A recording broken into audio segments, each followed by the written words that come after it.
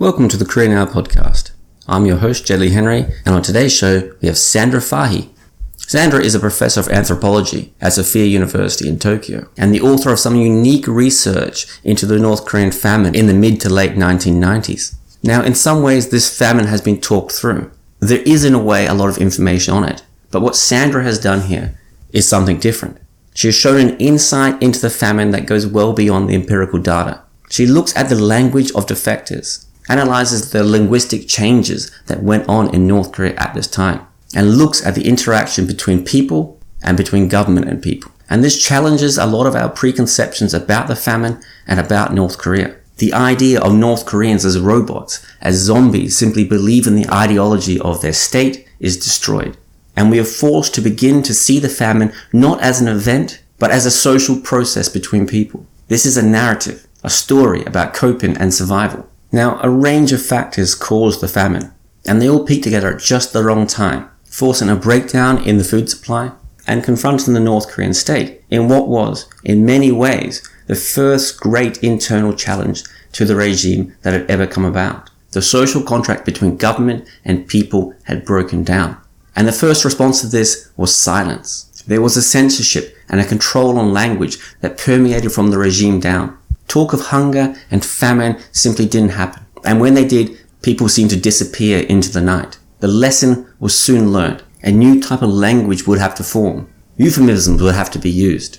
And these euphemisms stuck. As you'll see, when Sandra was interviewing many of the defectors, she had to decode much of the language. She had to investigate what was behind the words. And this twisting of language was also matched by the regime. The famine wasn't a famine. It was a great march forward, or a march through suffering. Terms that turned the mind back to Japanese colonization and the guerrilla warfare of Kim Il-sung. Terms that blamed a foreign enemy and exonerated the regime. What is so fascinating about this research is the insight into the mind that you get from language. The realization that great social change and great suffering changes the way people speak. And at a few times in this podcast, you'll find Sandra catching certain aspects of the language that I use in my questions. And this is fascinating, because it shows the intellectual rigor of her mind here and this process of linguistic investigation. So often we are lazy about the words we use and the context in which we are using them. And we rarely, if ever, think about the origins of that language. So by looking at the way that North Korean defectors speak,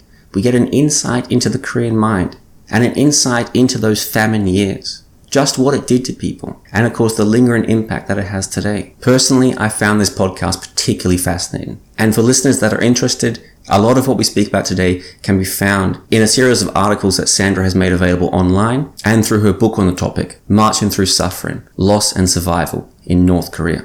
And early next year, her second book on a related topic, titled Dying for Rights, putting North Korea's human rights abuses on the record, will be published by Columbia University Press. So without me laboring on too much more about this, I will let Sandra bring you into the details of her research here. Now, as always, this podcast is entirely funded by you, the listener. So if you want it to continue, please consider donating at the Patreon account attached below, www.patreon.com/Jed Lea-Henry. So on that, and without any further delay, this is Sandra Fahy.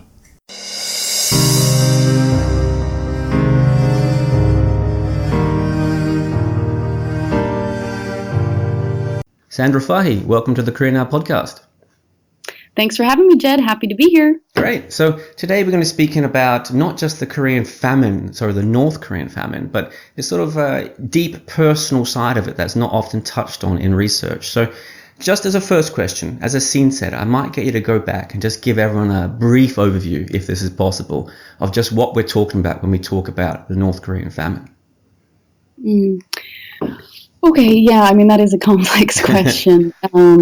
It's a complex question because, I mean, just as a starting point, if you were to ask a North Korean from Cheongjin, which is in the northern part of North Korea, when they first recall problems with food, they might have said something like the late 1980s, which, if you open up most academic texts, or really, even if I presume maybe if it's on Wikipedia or whatever, most people imagine the famine is happening in 1996, 7, and 8. Well, 7 and 8 primarily because that was when the greatest number of deaths occurred. So just as a starting point, you can already see that, the notion of a beginning and an end to the famine is quite different depending on the geography of North Korea. So that already tells us a bit about how complex that food crisis was in North Korea. But just to step back a little bit to provide an understanding of why North Korea had a famine in the first place, I presume that's a bit of what you'd like me to explain. Yes. The food crisis came about through a kind of, can we say,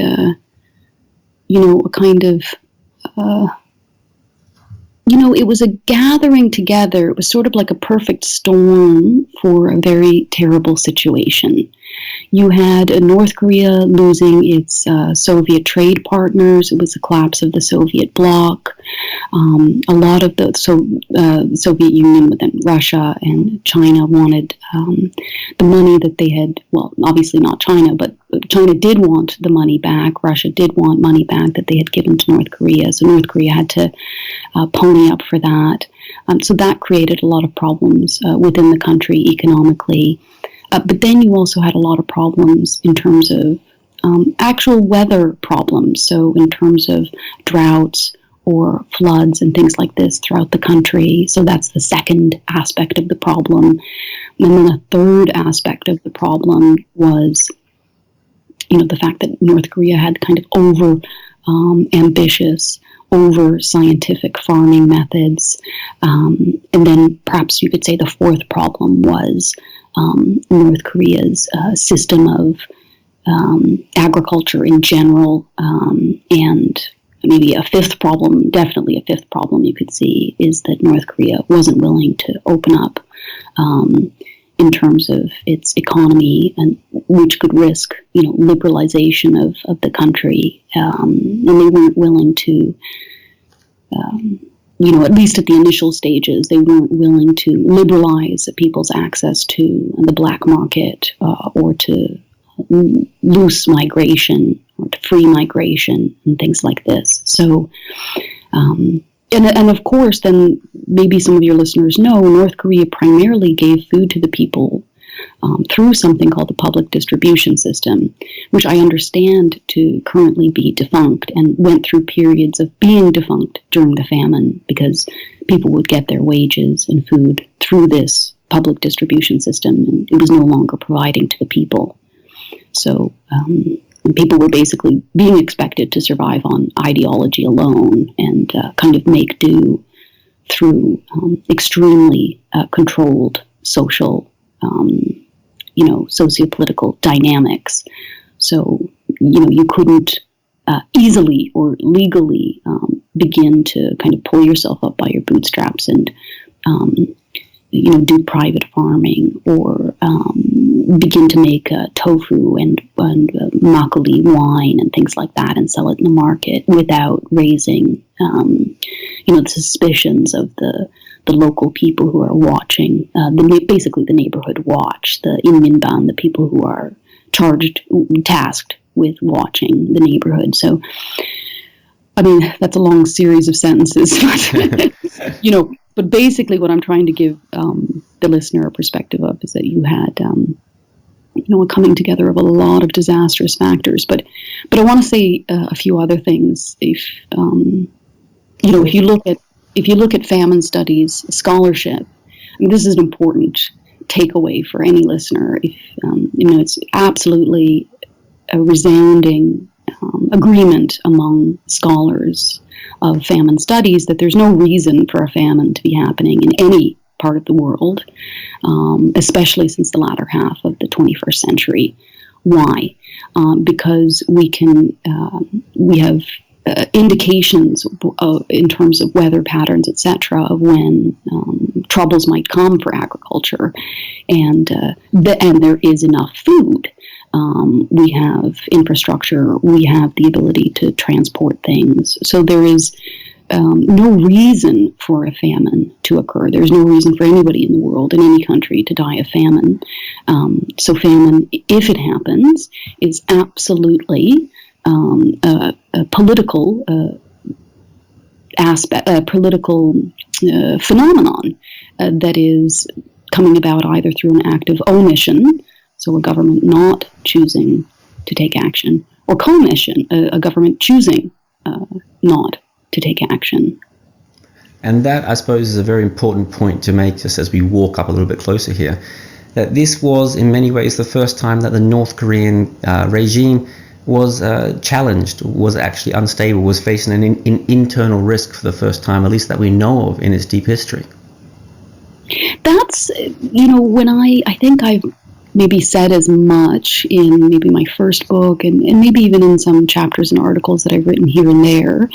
And by that, I really mean, I'm not sure in terms of how you understand it, but for me, I understand that challenge in terms of the strength of the North Korean state to be manifest in the populace at large.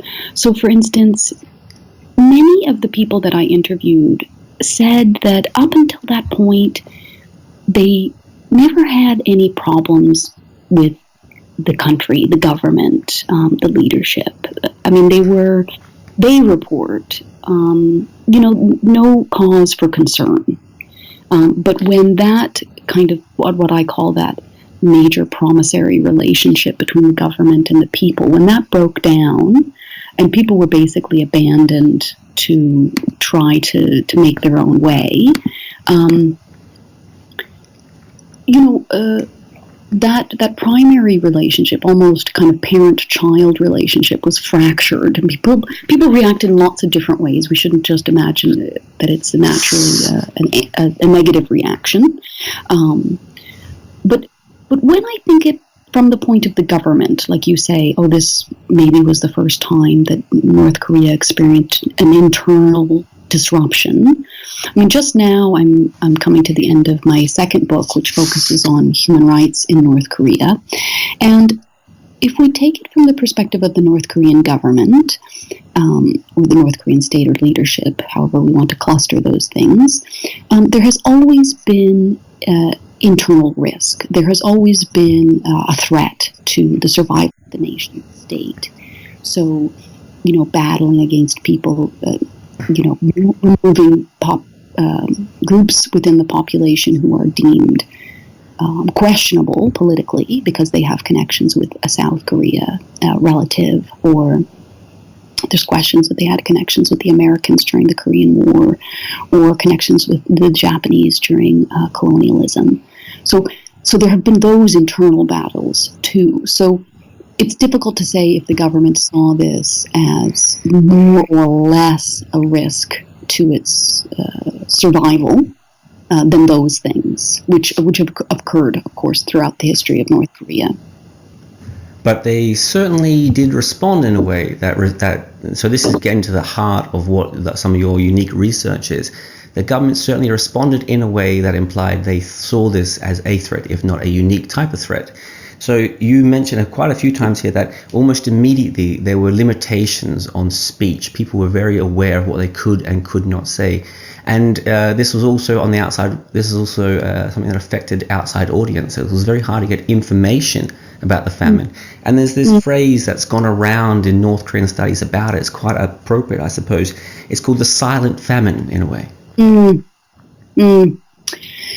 Yeah, I mean, that's absolutely true. Whether or not it was legislated that North Koreans couldn't speak about the famine, it was implicitly, we could say maybe, implicitly legislated. And then at the moment that you spoke in a way that was too accurate, that was when you met punishment. And so, for instance, many North Koreans told me that, they couldn't, I mentioned it throughout my work repeatedly, but, they couldn't say so-and-so died of starvation, or they couldn't say that, they couldn't even use the word hunger, or I'm hungry. They would use the word pain, I'm in pain. or somebody died of food poisoning, or somebody died of cold, or somebody died of high blood pressure. Many of my interviewees reported being intoxicated, perhaps with a group of friends, and just having a bit of a banter, as many people would do, and perhaps alcohol kind of loosens the mind and lips a little bit, and then they would maybe the real heart would come out, and they would express, my father died of starvation, such and such, whatever was the situation. Of course, a very emotional, traumatic, horrendous thing, and then, it is not uncommon for a human being to wish to express, particularly things that are deeply, deeply traumatic, and then only to the next day receive a knock on the door saying, well, we heard, this is from the Boibu, the secret police, or the security police saying, why should anyone be dying of starvation, in a wonderful country like North Korea, didn't your father have high blood pressure? And then the man sees, oh, yes, no, I know, I understand what this guy is getting at. And I say, oh, yeah, my father had high blood pressure. And then, he relays this message to his wife and children and things. So through these unofficial channels, people learned what to say and what not to say. But I just want to say something else. This phenomenon of controlling perception of the problem, and by problem I mean the famine in general, because the famine created an awful lot of other problems within the society as people began to cope, right? But this tendency to try to control the language around how something is perceived, and then control the language about how this thing is then complained about, is not uncommon or unique to North Korea. I mean, it happened during the Great Leap Famine, of course. I mean, it's called the Great Leap Famine. And then I think within China it was called the 3-year natural calamity or something like that. And of course in North Korea it was called the arduous march. People have translated it as the arduous march. I call it the march of suffering. So let's touch on that part just for a second there, because you mentioned a few times, and this is quite fascinating, that when you personally interviewed people that had defected and were now in South Korea or in Japan and talked about the famine, and you'd ask them to speak about the famine, they would look at you almost bemused in a sense, and they say, you mean the arduous march, or you mean the march of great suffering. That even after the fact, the word famine didn't immediately connect to what they went through. I sort of feel like the words are like, I think in some of my publications I've called them like tiny linguistic suitcases, and you open them up and the contents either do or do not speak to the people. And so famine, Kigun, which I think etymologically is Chinese, was something that North Koreans, they hadn't even heard the word before, or Kia, it didn't mean anything to them. And of course before, there's a methodological issue here too. I was, working within the North Korean defector community, and I think almost everybody I interviewed was friends or family of people who I was working with. So I used that kind of snowball method to interview people. So everybody that I sat down with knew that what I wanted to speak about was the food problem, the march of suffering, the famine. But I would begin the interviews by asking, in that kind of technical academic language about the famine, and then always there would be that issue of clarification for me. So, in other words, when I think about that academically, or even almost poetically, there was that return to the original language in which that trauma was experienced. The original language that kind of wedded the emotion and the experience together, if that makes any sense, So using language that is related to a life that is technical or academic or separate, so famine, maybe doesn't speak to or doesn't kind of arrive at that older experience, that past experience for them, where the context and the language are so bound together, and I mean, there's lots of psychological literature to show that the language that we initially experience something in, and at the earliest stages of our life, is the language that brings out emotion for us the most. And I suspect that would also apply to particular terminology. So this is a fascinating point when you actually think about this idea that when you go through a new set of social circumstances, something that really challenges you and changes from what you've seen before, the mind kind of needs to develop a new kind of semantic language to fill in the gaps for it. And you speak in a couple of ways here. You reference China at one point, and you reference Russia and people that were suffering under the Great Leap Forward in China and under the gulags in Stalin's Russia.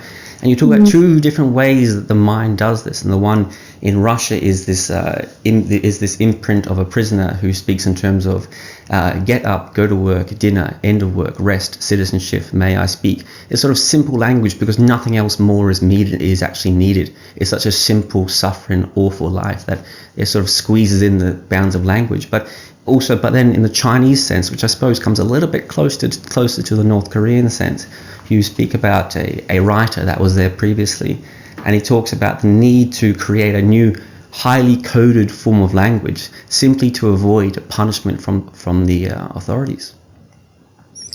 Yes, I find it so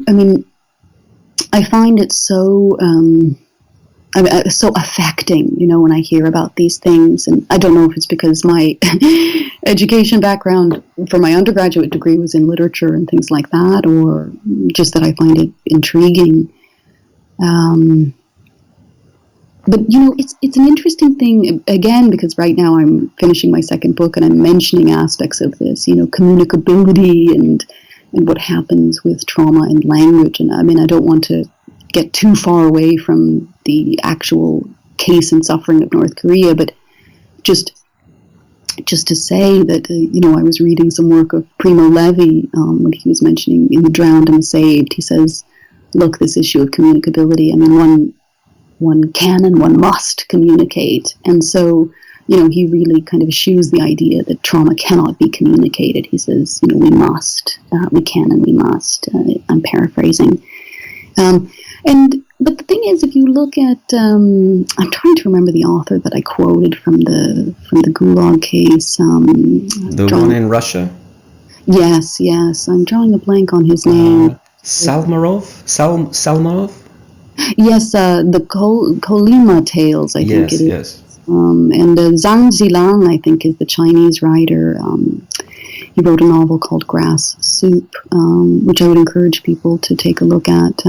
Well, what you can see is that what Primo Levi is saying is achieved. They are communicating. Even in and Jiyoung Sung is a scholar that talks about this a lot in the North Korean cases. I've talked about it too, but silences speak.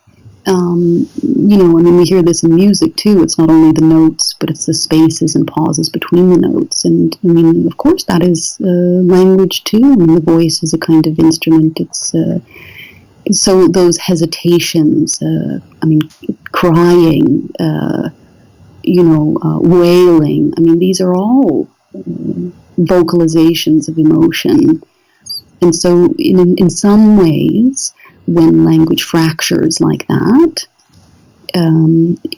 it speaks of, I think, the suffering that's experienced in the heart. So we can go back to the North Korean case, and the thing that intrigued me, and that intrigues me, you could look at cases of collective social suffering and find, I would argue that you can find this in any case, that you find human beings will make every effort to communicate in those alternative registers to circumvent power. So, however that would manifest in those cases, and North Koreans did that. They managed to, through humor and through metaphor and through metonym and I think, quite ingenious plays of language to critique what was happening in the country, and so to conceal and to reveal at the same time, And so what does this do? These speaking on these different kind of registers. Well, it connects us to each other, and that's what we need to do to survive a calamity. We need each other in our suffering. So I think that's what it enabled people to do. In the book, I mentioned the case of, I was asking a man who experienced horrendous loss of his child.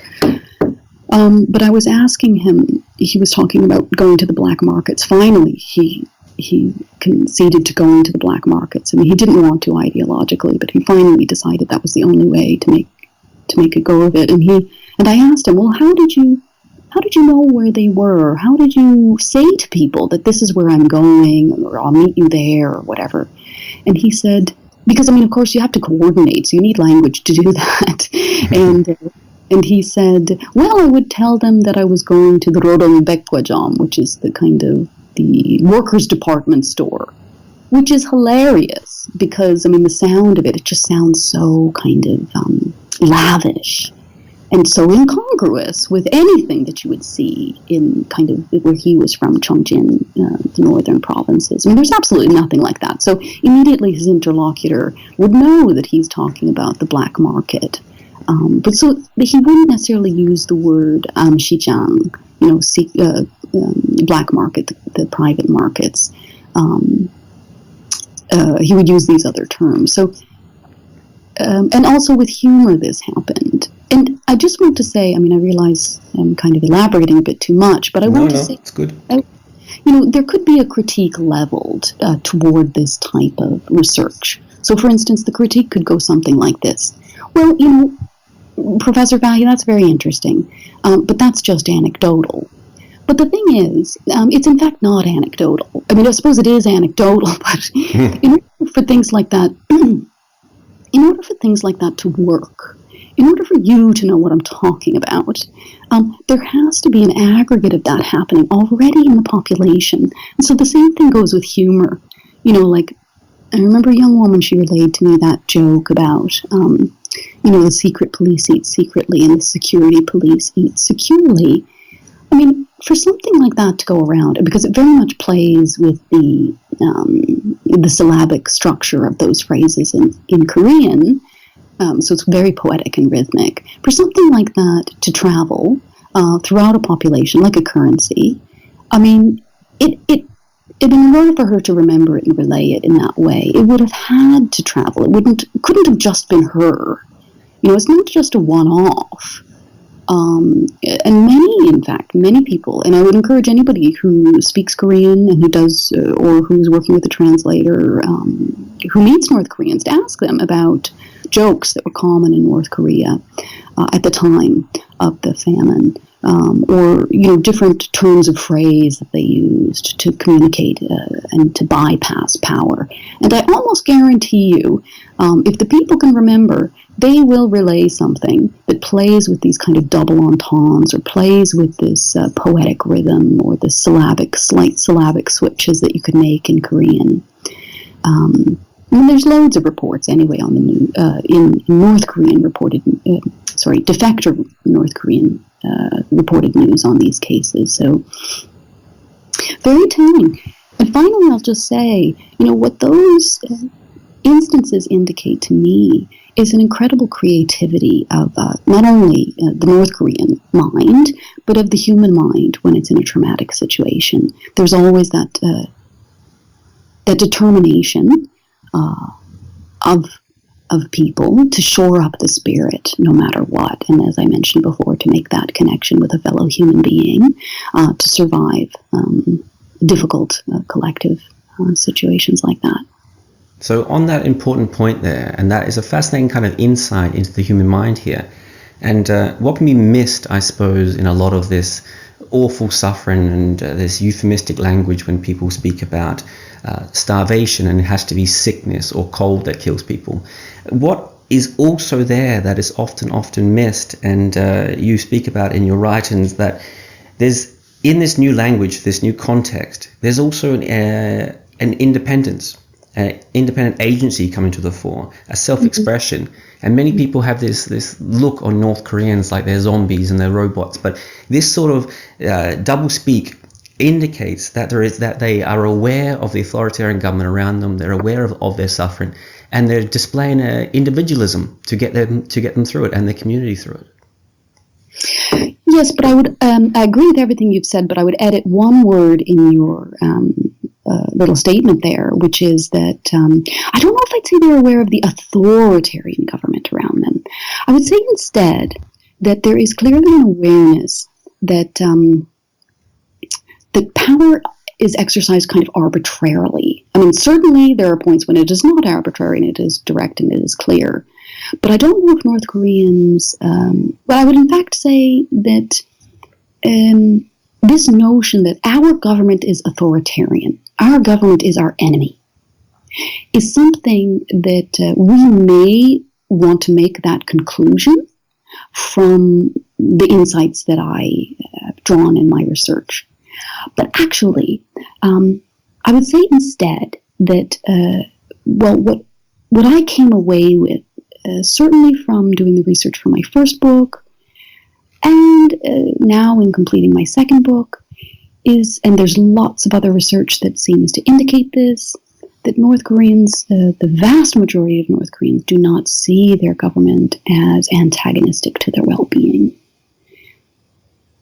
So, if they're not antagonistic, just on that point, if they're not antagonistic to the well-being, they must, I suppose, in a way, see their government as having failed them to a degree, that this patriarchal system was there for them, and that in a way there was some failings. And this walks us a little bit into, I suppose we speak about some of the language that was coming from the government, because this type of doublespeak wasn't just coming from the people, but coming from the government themselves. So they were saying things such as, you should eat potatoes because they're more nutritious than meat, or things like, if you are suffering and they're trapped and you don't have enough food, then you should embrace their juche farming methods or have a seed revolution. And these are very off-the-cuff kind of comments that people hear a lot, but there's a doublespeak coming from the government as well at this time.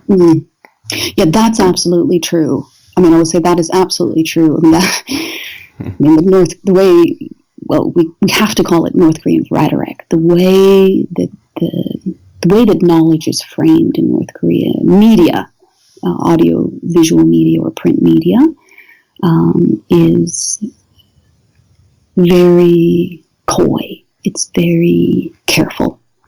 But there are definitely patterns in it. And it is about playing with perceptions of, history, different problems that manifest. So absolutely the government was doing that. And even my research shows that North Koreans would take some of those terms or recommendations and play with them. So, kind of make fun of them. But the thing, and this was a crushing disappointment to me. I was, perhaps intellectually a bit young or naive at the time when I was doing my PhD research, and I had come in to doing the research, and when I say research, I mean the field research in South Korea and Japan with the North Korean defector community. Just as a little footnote, I will say, like, prior to doing that field work and prior to moving to South Korea and learning Korean and all of that, I had kind of broken my academic teeth on, studying other types of collective social suffering, genocides, the Holocaust in particular, and famine, of course. So, I had anticipated that North Koreans would see their government as the creator of their problems, we can say. I had really anticipated finding that in my research. But I did not find that. And so there's a bit of nuance here, which I want to clarify. North Koreans did see that what they were living through from the late 1980s through the 1990s, however long they lived through it before they decided to defect, they were aware that there was a problem in the country. The government rhetoric relayed, in fact, that there was a problem in the country.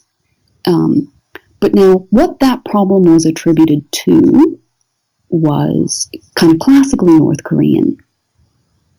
So the problem was attributed to, of course, natural disaster, and to some extent that was true. But North Korea primarily blamed the problem on the United States, Japan, and South Korea. So the famine was happening. They never used the word famine, but the food shortages, and it wasn't about shortage, I need to say, but as I mentioned before, there's no such thing as food shortage. In fact, we have a food abundance globally, and we did at the time of the 1990s when the famine was happening. But North Korea would use that term, food shortage. I mean, it is literally a food shortage in certain parts of the country.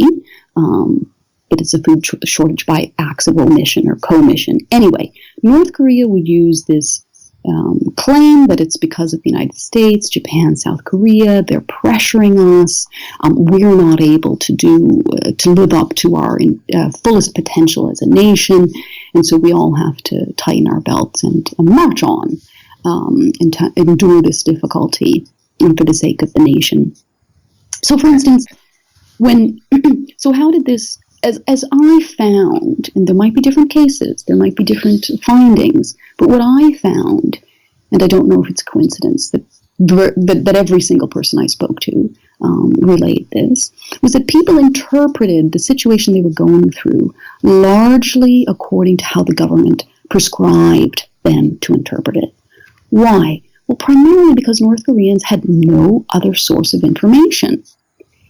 And a famine, as it happens, is something it's very difficult to trace back. I mean, famine is a human rights violation that's quite different from violations like torture.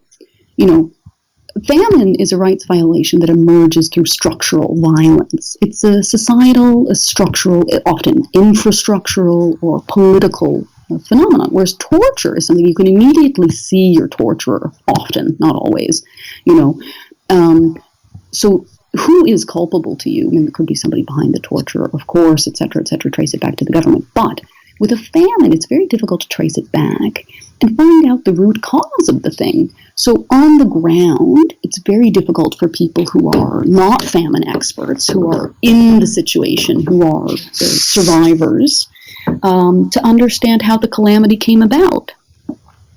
So I know that's a long answer, but it's a way of saying to your question, North Koreans, and I would maintain still to this day, even with their access to foreign media, don't necessarily see their government as, I would love to be proven wrong, but I think North Koreans do not necessarily see their government as the creator of their greatest problems, which are, you know, their human rights violations. And of course, to some extent, that's why the phrase arduous march or march through suffering was brought forward. It's to give people a memory of the anti-Japanese guerrilla wars by Kim Il-sung and to walk forward there. But if we can just touch a little bit on the government again and just what they were saying. So this sort of silence around language, this sort of censorship on what people could say, it wasn't, at least from my understanding, it wasn't announced per se.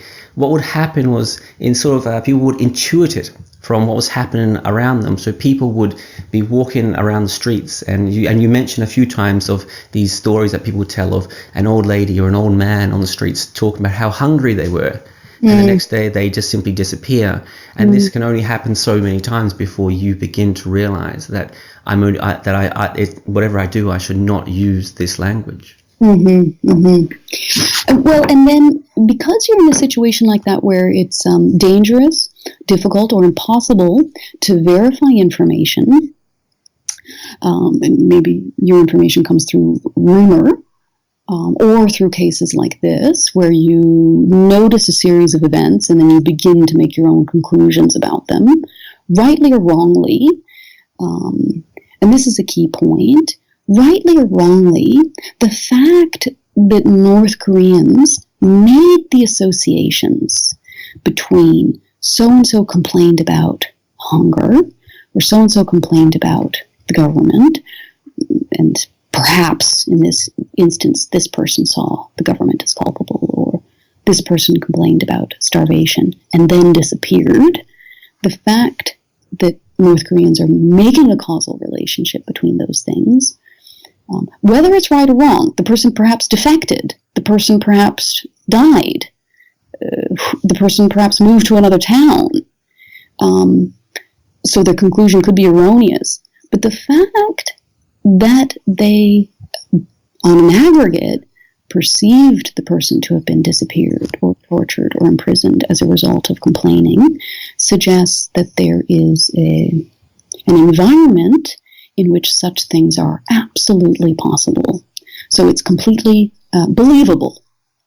In other, if I don't see my neighbor for a little bit of a while, I live in Tokyo, if I don't see my neighbor for a little while, I don't assume that the Japanese government has taken them off somewhere. If my neighbor's complained about something, about Abe, that I don't see my neighbor for a few days, or I don't assume that do you know what I mean? It's not feasible, right? Like, I will draw the conclusions, So,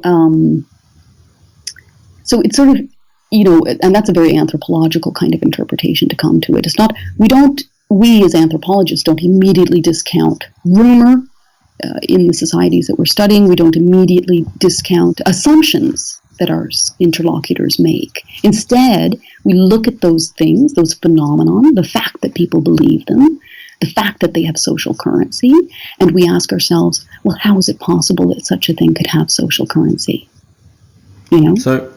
So there's another point there as well that I suppose is absolutely fascinating when you begin to think about how this evolves in people's minds.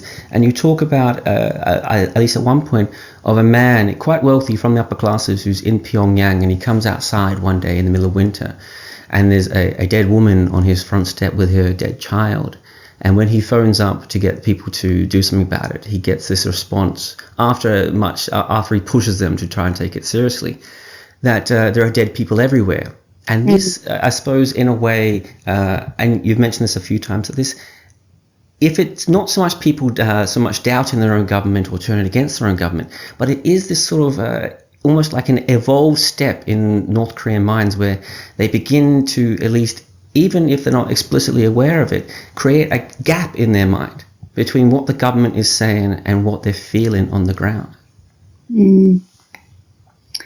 Yeah, well, I would be cautious to make, and I try to be very careful in my work to not because I'm not trained as a psychoanalyst or psychologist, but also because it'd be a bit barbaric to try to psychoanalyze an entire nation of people, the vast majority of which you've never met. But I think it's in that case, and in cases that pattern it, where the man has come out of he's come out of his apartment building, and he found this woman and her child dead. And it was possible that people had died of exposure in North Korea, and it was possible that people had, even but far less in the case, people died of food poisoning, as they reported. But it was much easier to say that someone had died from cold, and so he used that kind of linguistic currency of the state to be heard and to get this problem dealt with. But he was quite shattered by that experience and quite moved by it. And in my book, I have a chapter called Breaking Points. And I would argue that for possibly every North Korean who has decided to leave the North, there were breaking points within their own narrative. And the issue with the absence of a successful resistance within the North Korean population is largely because we don't see these breaking points happening in synchronicity. They're quite individualized and quite private. So the revolution, I would argue, happens when some people are not happy with the situation / possibly government and decide to stay and possibly hope for better, or when those people decide to leave. But there is that idea that, North Koreans have kind of double think and, all this, but I suppose that's not unique to North Koreans, and I think we all have it, and we all have these kind of gaps in our minds. So I don't want to kind of freakify. I'm very cautious about not freakifying North Koreans, I just want to say one other thing about, at least, from my own lived experience in South Korea, and now I've lived in Japan for about 5 years. I lived in South Korea for about 5 years as well, 5-6 years. And, it's quite interesting to me because, most people, I'm going back to this issue you mentioned about people interpreting North Koreans as kind of, but I don't know if you use this expression, but brainwashed automatons, the fact that almost the sense that they were quite robotic. I think that might have been the term you used. And so the idea that North Koreans are making jokes and kind of speaking on these multiple registers that do critique the situation and, in fact, are critiquing the government, whether people realize it or not. But, so that indicates to us that, and it definitely indicates to me, not only the language, but the fact that North Koreans are incredibly creative in problem solving. Like there are trucks that used to run on diesel and now, North Koreans, ordinary farmers, converted them to run on wood, things like this. Incredibly creative problem solvers, both linguistically and actually. But so that indicates to me that North Koreans have a vibrant mental world. But, so going back to this thing I said about my own lived experience in South Korea and Japan, and I remember once I was speaking to a North Korean defector, and I kind of asked her, I'd been in Japan a few years. Now, I don't mean to insult any Japanese listeners, but Japan's a very polite, wonderful country, but politeness is a distancer, and my own experience of Japan and South Korea is Japan is a lovely place, but it's a bit chilly, socially. It's a bit cold. And South Korea is very warm. South Koreans will involve themselves in your business. I love South Koreans. I don't wish anyone to misinterpret what I'm saying, but but South Koreans are very warm, in my experience, and in distinction to Japanese. And so I asked my North Korean friend, I said, and so what are the North Koreans like? Because I found South Koreans to be like this, and I found Japanese to be like that. And she said, oh, Sandra, the North Koreans are even warmer than the South Koreans. The North Koreans will even more, if you get on the bus, they'll be like, oh, where are you going? What are you doing? And I was so happy when she told me that.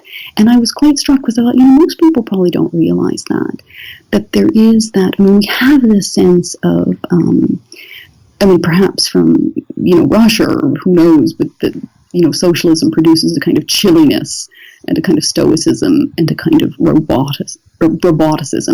But at least, but they're still Korean, in North Korea. And Koreans are, they're very warm. I don't know what you find, Jed. But No, I find the same thing, yes. Japan, but at least there is that distinction, look, if someone wants to take offense to that, fine, just send me an email. But so sorry. Yeah. Well, I don't know. It was just really important, I think, it's important for me to share that. But this was a woman who had experienced horrendous things in North Korea as well, in terms of the secret police and the security police, and again in China. And yet she still reported that about North Korea. So, I think it's just an important thing to relay in terms of the humanity and compassion that does actually exist in North Korea between, certain relations of people. So, on that, and I might stick for a second here on your own personal experiences here, because you interacted, of course, personally with a lot of these North Korean defectors, and that's how you got a lot of this fantastic research. So I'm going to ask you a question here. This seems quite interesting. So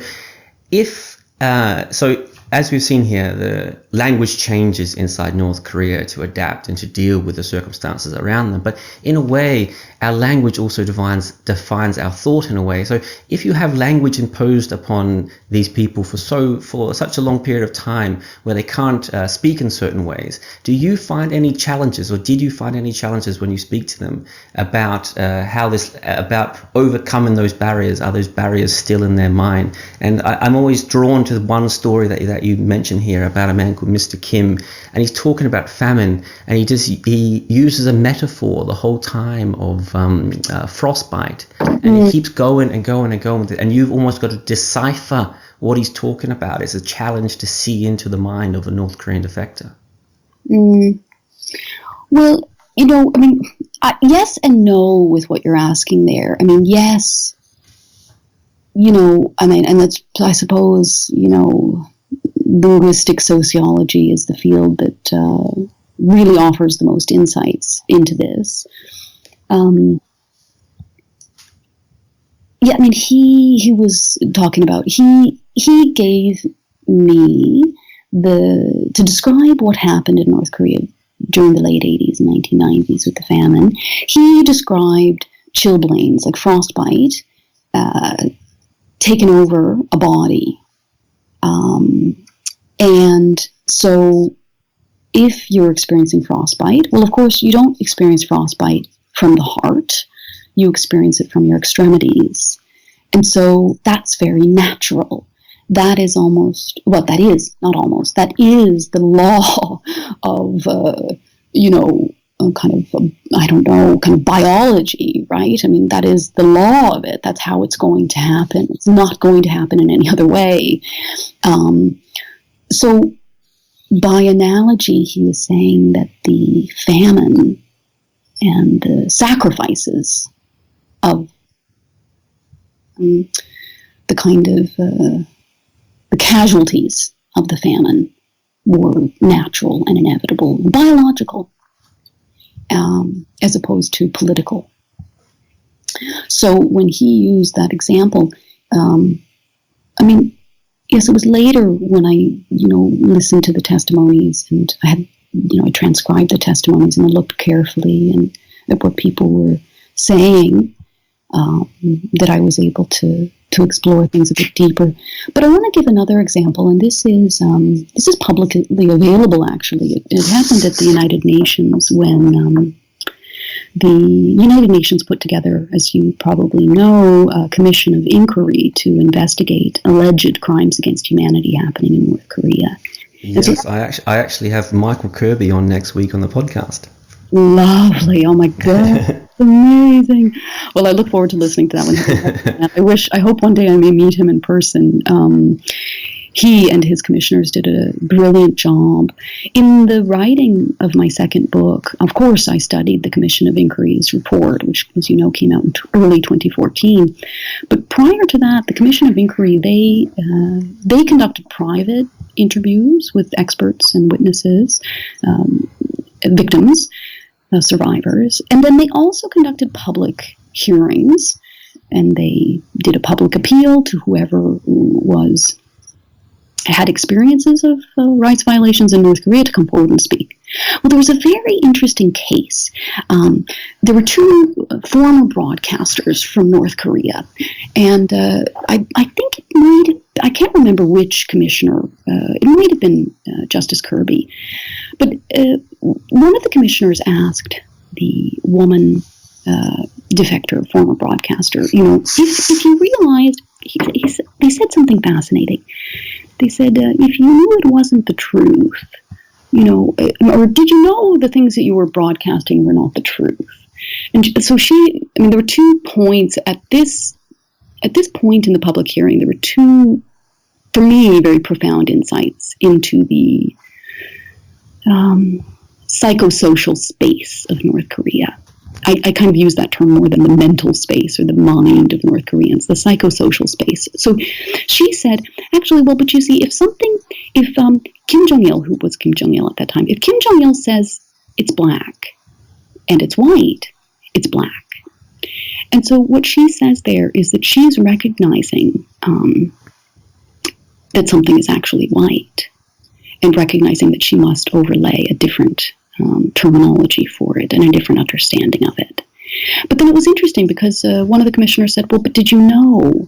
And she kind of said, well, if you knew, you wouldn't let on that you knew. But I'm not sure if I always knew. So, she was saying yes and she was saying no at the same time. And to me, that's really interesting because it just shows that kind of looseness or the fluidity or the kind of indefiniteness of perceiving realities, which was so, the ability to move between how we might categorize values. And by we, I mean, those of us who live in democracies, let's say, those of us who live with freedoms, how we might categorize values. But the fluidity is far greater in North Korea. These things are always spilling over into each other. Now, I want to give another example, and it happened, I think, just 2 seconds later in the same point of the interview. The commissioner asked her, well, if you didn't agree with, and I think it might have been her male broadcaster now was being asked, if you didn't agree with, broadcasting of these lies, why didn't you try to go for a different job? And it was fascinating because the translator translated the question precisely, and the North Koreans didn't understand the question. Then that had to be confirmed. The commissioner asked the question again. It was translated again, and if memory serves, the North Koreans again didn't understand it. And so they were actually baffled by the question. Why?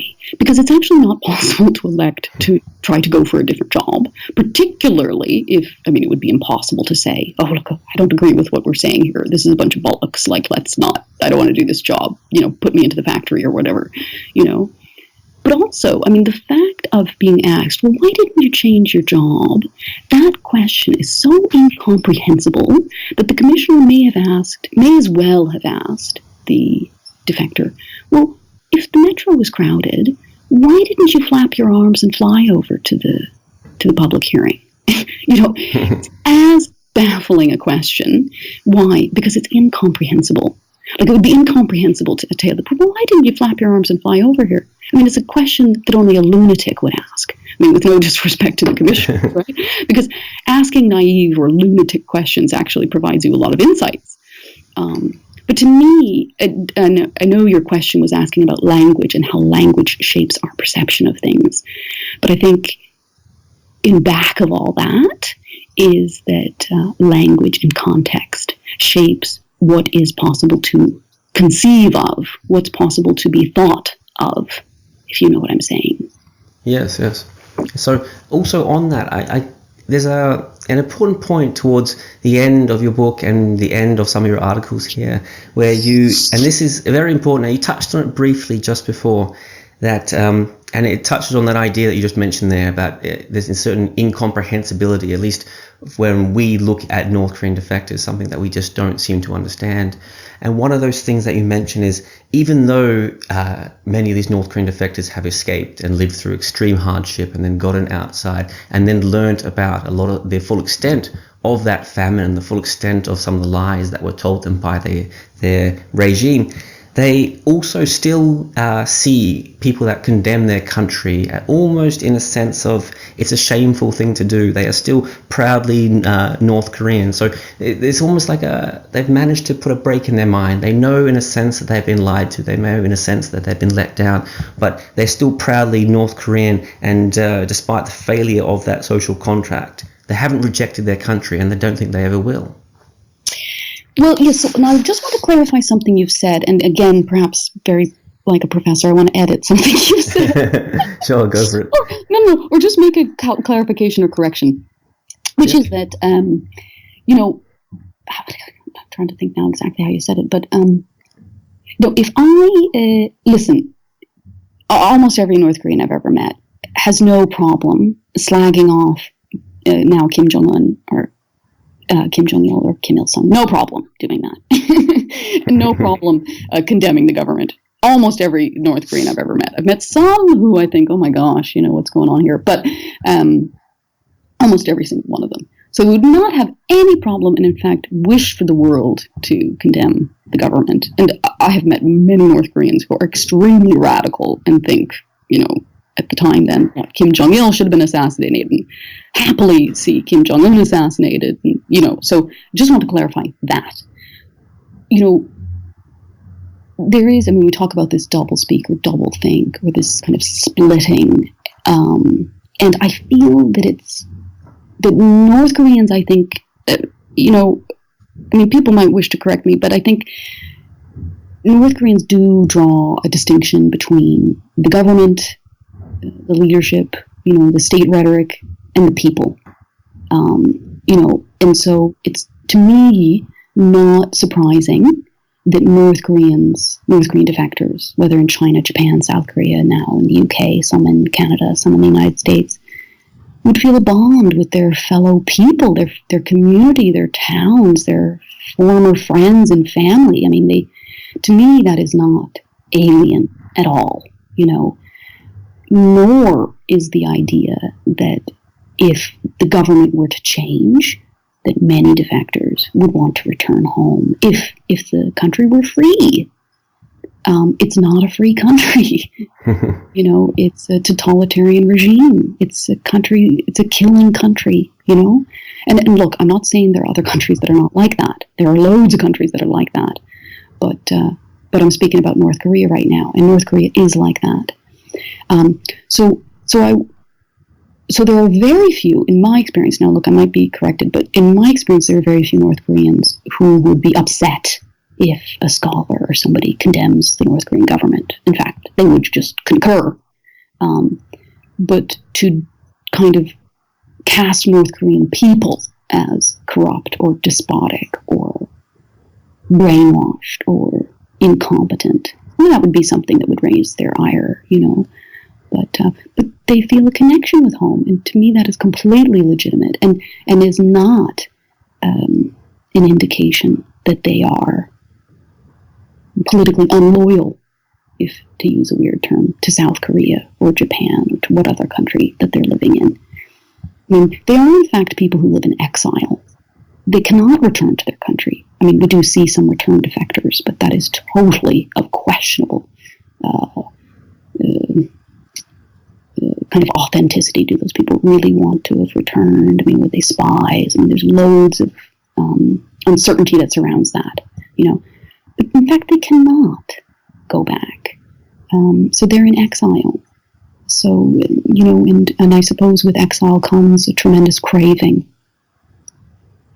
Yeah, so on that final thought, that slightly depressing idea there, that we should, I suppose, try and look into the future here. And as a final question, we've spoken a lot about linguistic change, social change, changes in attitudes inside North Korea, even if only subtle, just some sort of difficulty that's come through the system here. I suppose it's important now to look forward because, it's not necessarily connected, but at least to a degree. You mentioned a few times that the first people to die during the famine were the people that were loyal to the regime, the people that didn't go out into the markets and start to trade, the people that waited faithfully for the public distribution system to feed them. And there is a lot of discourse and a lot of academic work being done these days that talks about the famine, despite being as bad as it is, as being a great moment for social change inside North Korea, and maybe potentially somewhere down the line regime change. So I wonder how you see this. Well, people in the United States and other countries did have that hope, I suppose, and there's always that hope that there can be a genuine social movement in North Korea, like a people's movement. There was the idea that the famine would create that. Historically, though, that's never been proven to be the case. Famine does change a community. It does change those people who are affected by it, whether through death or even those who survive end up being impacted by it. But it's not historically been proven to be the case. And so, interestingly, North Korean authorities might have known that. They might have known that while most of the population will be disgruntled, they might have worried that it could lead to social unrest. People do imagine kind of bread riots and things like this. But look, and perhaps I could be corrected on this, but from what I've read and what I've researched, it has not ever led to a revolution. But I want to say this other thing, because famine does change a community, and it did change North Korea. I mean, the market started to happen, and even though North Korea absolutely views markets and free capitalism, free markets, capitalism and free markets is the absolute, most worst thing of all. But it could be the thing that it has saved many North Koreans and opened up whole new experiences for many North Koreans. So it's difficult. I don't know if there's any North Korean expert that is resolved on their interpretation of the country. I think many of us speak for myself, I suppose, but I kind of go back and forth sometimes. I think invariably it's going to change, that it's going to change very incrementally, very slowly, but eventually it will. And then other times I think, my gosh, it's just going to continue to hobble along. And I think it's wrong for us to interpret that things evolve politically toward democracy and liberalization and human rights. I mean, that's also not the case if you look at many countries. Look at Iran. I mean, the status of women's rights have gone backwards. I mean, many countries like that. So we can't automatically assume that things are going in a positive direction for humanity, human rights, democracy. They might be going in a positive direction for totalitarianism, and especially if you look at the where we are globally today with protectionism and xenophobia and populism, right wing, all that. So, yeah, I don't know, but yes. But I just want to say one thing, which of course, which I think could possibly lead to something different. And in all my reading of the human rights situation in North Korea, and in terms of policy and activism, the thing that needs to be provided to ordinary North Koreans is for them to see themselves in a free media. We've seen the influx of foreign media into into North Korea. So South Korean media, Japanese, Chinese, whatever. And North Koreans have, avidly eaten this up. And of course, this is all illegal through the USBs, etc., that are sent into North Korea. So, North Koreans are enjoying this thing. But a very interesting report by Nat Kretchen and Jane Kim, it's called A Quiet Opening. The conclusion that they find in the report is that North Koreans' perceptions, they interviewed defectors, so there's that caveat, but North Koreans' perceptions of other countries is changing. So North Koreans no longer necessarily view the United States as a horrific nation. They may still harbor that, but they may view it as slightly interesting. They no longer necessarily see South Korea as a puppet and colonial colony of the United States, etc., etc. So, but the interesting finding to me that Nat Kretchen and Jane Kim come out with is that North Koreans' perception of their own government has not changed. And so, as I mentioned to you earlier in this discussion, North Koreans don't necessarily see their government as the cause of their suffering. So, to me, then, what is needed is a people's press. North Koreans need to have a media that's created by themselves. Now, how could you possibly facilitate such a thing? Well, there is a group called Asia Press, and Jiro Ishimaru, I'm probably butchering his name, Ishimaru-san, who's in Osaka, has been working to create guerrilla journalism, underground journalism in North Korea. North Koreans come out to China, he trains them, he provides them with information, he provides them, with training and then equipment.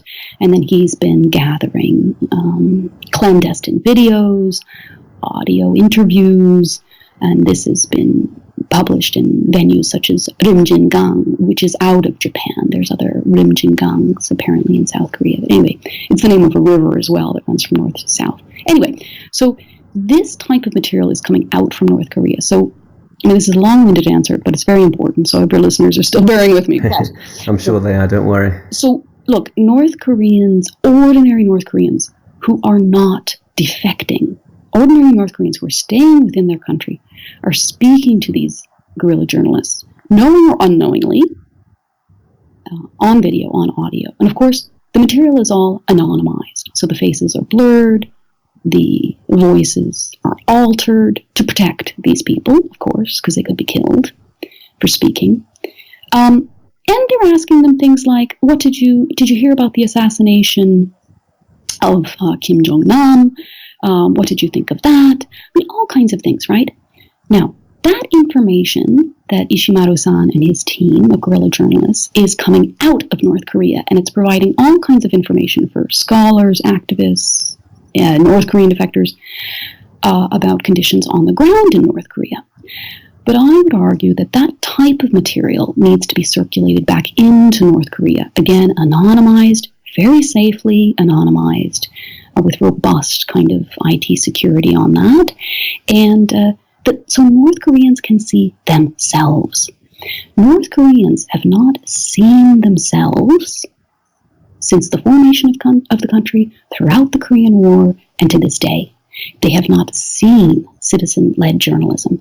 And that is the check on the state. That is the thing that enables us to look at our government for what it really is and to critique it and to really have a sounding board.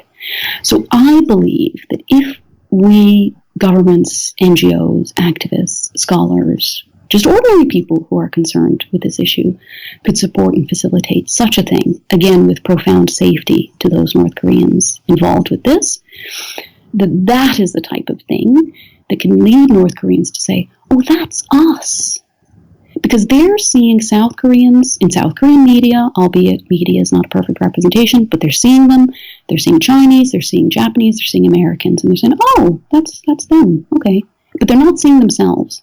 So I think we have to facilitate providing North Koreans with that, that mirror of citizen media, and perhaps that type of thing. Because as I see it, that's the ingredient that's missing. So on that hopeful note into the future there, I think we might leave it there. That's a nice spot to stop things. So this has been absolutely fascinating, this unique type of insight into the famine, and I can't recommend your work enough. So Sandra Fahy, thanks for coming on the Korea Now podcast. Thank you so much for having me, Jed. It was a great, great discussion.